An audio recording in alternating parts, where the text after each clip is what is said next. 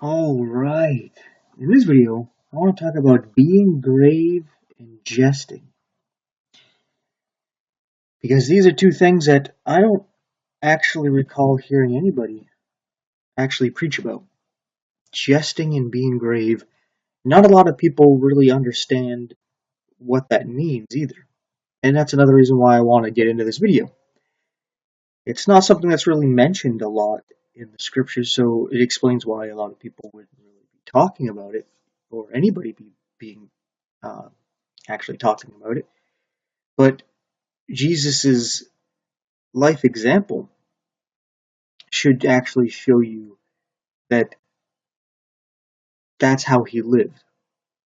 And you'll understand as I get into this video here. Now, jesting is mentioned once here in the scriptures in Ephesians chapter 5, verse 4. It says, right after it talks about, hey, don't let these things be named among you, right? Don't have these things going on with your conduct, right? It says neither filthiness, nor foolish talking, nor jesting, which are not convenient, but rather giving of thanks. So what is it talking about with jesting? Well, this word jesting actually comes from, or is tied to the word for jester. You know, the court jester, who's somebody who would tell jokes. It put on a little show to make people laugh. Right? It would entertain and amuse people like a comedian. Right? So that's what this jesting is. It's joking. And we're told that that shouldn't be something that's we should be doing. And there's good reason for this, because it ties into what Paul actually tells us we ought to be doing. But first of all, when somebody jests, it does something with the mind. For example, if there's somebody who comes into the church and is infiltrating, a wolf in sheep's clothing, a lot of times, excuse me, what they'll do is jest, right? Because when you set a actual first impression where you get people to laugh, you set the foundation in their hearts and minds that you're a good guy, you're a good gal, you're funny, you made them chuckle, which creates endorphins and some dopamine there, and it actually builds a good foundation for your first impression with them, and that sets the tone for your relationship with them, and they automatically have this connection to you, a bond to you. So then when you start preaching, you can start slowly bringing in some errors, and the people may start to recognize it as errors, but they like you as a person because of the jesting. Because when you joking with people, it creates some kind of strange bond where you think they're a friend when all they're doing is making some jokes, doing some things to entertain people, right? And it is just basically a manipulation tactic. Not that everybody who's jesting is trying to manipulate you. Some people are just goofballs, right? And they like to goof off and joke and all this. But if you're serious about your Christian walk, jesting is one of those things that shouldn't be what you're doing. Where Jesus, you don't see him sitting there jesting and joking and entertaining people, right? What he was actually doing was what we're told here in a couple of passages here. In 1 Timothy chapter 3,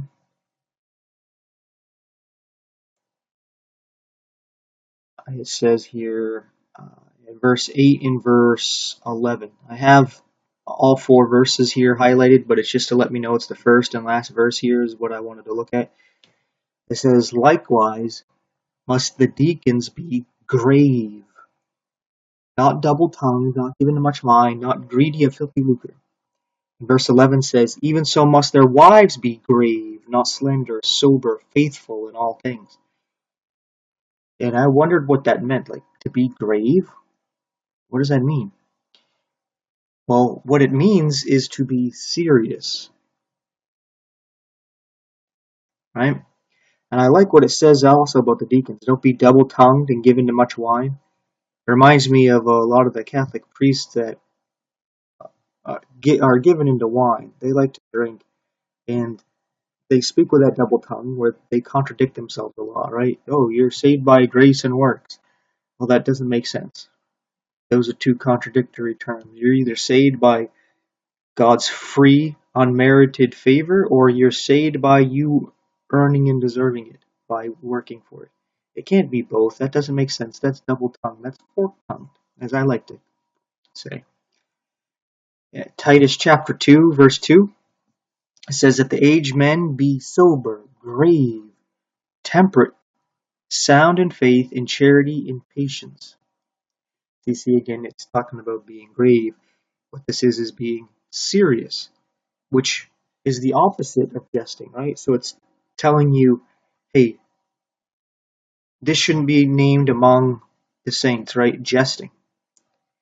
And then he tells Timothy twice here that you and your wives should be grave. As you get older, you should still stay grave, or as in serious, right? As you could see people who don't joke around, that there's something different about them. An example would be, let's say you got two pastors. One who likes to try to joke and loosen things up, and another who never does that. Well, when the fellow there who wants to be serious and trying to get a point across to you, you don't really take it to heart so much because, oh, he's not truly being serious, right? He's joking, right? You give them a way to dismiss what you're saying, so they're just like, oh, I don't know. And then when a situation gets serious, you don't think you can count on the one who's joking. They're just kind of a jokester, right? Like it's weird when you watch movies where they switch roles, where you have a serious action hero and you have a comedian. And all of a sudden now the comedian is trying to do a movie where he's serious. You don't really take it serious. Like an example of Jim Carrey with all his movies, and then he tried to do serious movies and people weren't interested, right? Because you see him as a joke. Not that he's a joke of a person, but you see him as, that's what he is, a joke. Like, what do you mean serious? And no, get out of here. And then when you put somebody who is serious and you put him in a jokester role, sometimes it works out because it's funny to see someone who's serious even try to be funny, right? Sometimes that's what's funny. Like Arnold doing Kindergarten Cop, for example. This action hero, serious guy, working with a bunch of unserious children, right? Just that alone sounds kind of funny. It might not be your cup of tea, but you get what I'm saying there. But when you have the other pastor there, and he's serious, and when he says something, you don't dismiss it because you know he doesn't joke around. You know he doesn't fool around. So when he says something, you take it serious. And when things get serious, you count on him because he's not going to be joking around. He's going to take it seriously.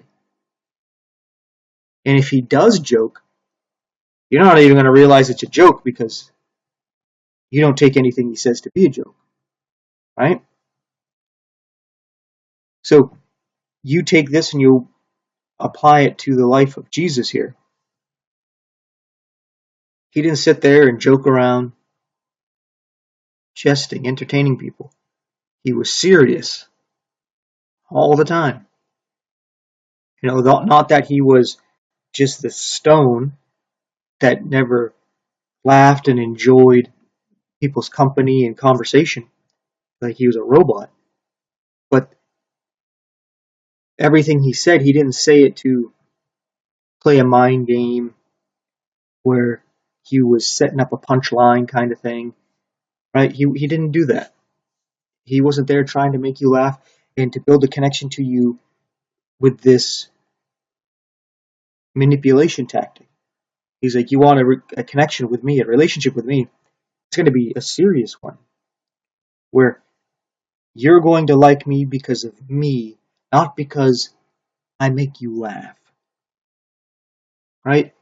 Because you could imagine you might have some friends like that where they're the ones that make everything lighthearted. That's why you like them, right? You don't realize that's why you like them until they're in a serious situation where they're going through.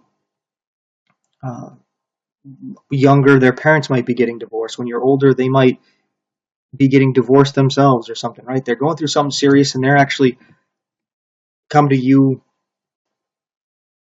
wanting, you know, some kind of help, someone to be there, even if it's someone just to listen to them. And you're kind of like, oh man, well, I come to you to let loose, and now you're serious, and it's just like, ugh. You're not fulfilling your role for me anymore, jester.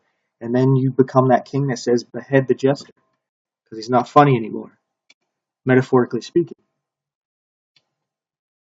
right? Jesus doesn't want that kind of relationship where if you just come to him because it makes you feel good, right? Where you go let loose. It's like, no, we're truly going to connect.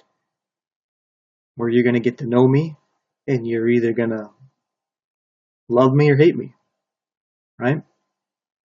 You can accept me as I am, or you're not, right? And we got to do that same thing. We're going to be serious and not be joking around. Uh, and I can't say that I'm always serious and I don't joke around, right? I'm kind of a hypocrite when I say things like that, but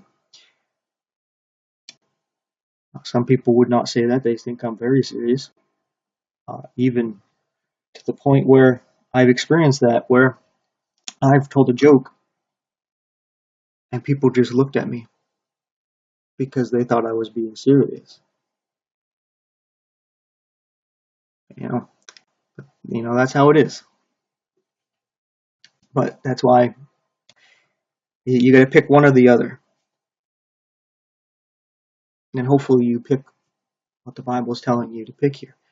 But just to wrap this up, I'll show you the King James dictionary for jest. Right, jest, a joke, something ludicrous uttered. It meant only to excite laughter. Religion should never be the subject of jest.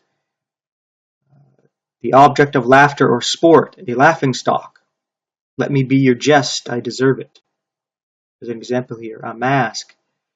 And like it says, jesting, joking, talking, or diversion or merriment. I like how it says diversion. Right? Gives you a little bit of a hint to manipulation there. A joking, concise wit that consists in a trope or verbal figure, in a metaphorical sense of words, or in a double sense of the same word, or in a similitude of the sound in different words, and it's mainly meant to cause laughter, right? Because when you make someone laugh, you create a bond with them. I'll give another example of that is with Chris Farley. We don't know him. None of us actually knew him personally, right? But people really loved him because he's a funny guy. They loved his movies. And then when he died early because of a drug overdose, you're attached to them because of the laughter they brought. Right? And it's sad to see him go, but you don't actually know the person. Right? And over here, grave. Now this one is interesting because you're going to get a lot of basically depictions of a grave that you bury someone in, right? A grove, or you carve something, right? An engraved image, right? You have here a tomb, a ditch, a place where the dead are put, right? Graved as in something is carved. So you have to wait until you get to gravely here to understand. And I'll highlight it here. It says, in a grave, solemn manner, soberly, seriously, the queen of learning gravely smiles, without gaudiness or show as to be dressed gravely. Or graveness here. It says, seriousness, solemnity, sobriety of behavior, gravity of manners or discourse. So you see when it's saying to be grave, it's telling you to be serious. But you see a lot of people, they don't like that. They want to let loose and not take things serious. And they want to joke, right? Because it feels good. And you don't bond as well with somebody who is serious as someone who jokes. An example for any of you who also were in the military, you'll notice the weird connection you'll have with, let's say, a drill sergeant into somebody who likes to jest, among your battle buddies there. You go through training and you kind of like the person who's doing the joking because you're in a very serious situation. It's kind of stressful. And when somebody's joking, it kind of makes things lighthearted and eases things, right? It kind of boosts morale a little bit. And then you have the drill sergeant who never jokes about anything. He's coming up and stopping that joking, right? He takes away the fun. But later on, you start to mature, and by the end of everything, the person who jokes, you may not like hate them, but you kind of like, hey, I don't know if I would want to be with this person in the foxhole, right? In the ditches there, the trenches. Yeah, they joke around, but they kind of make things too loose and don't take things too serious when we're in a serious situation. And then you start to look at the drill sergeant, who at first is like this enemy, as, hey, this is actually a very good friend here, because he's not pussyfooting around anything. He's preparing you for a serious situation, for the war. And that's somebody you want to count on, right? Somebody who's not going to mess around, especially in a situation where you can't sit there and joke around, right? But a lot of us, they don't seem to realize that we're in a war, in a spiritual war, because they're spiritually blind. So when people are being serious, in the Christian sense, being serious about Christianity, they kind of just dismiss it or whatever. Like they think you actually taking things too serious. And they don't realize that they're being lulled to sleep with laughter, with entertainment and amusements and being distracted. So I just wanted to make this video to talk about that real quick. Thanks for watching and take care.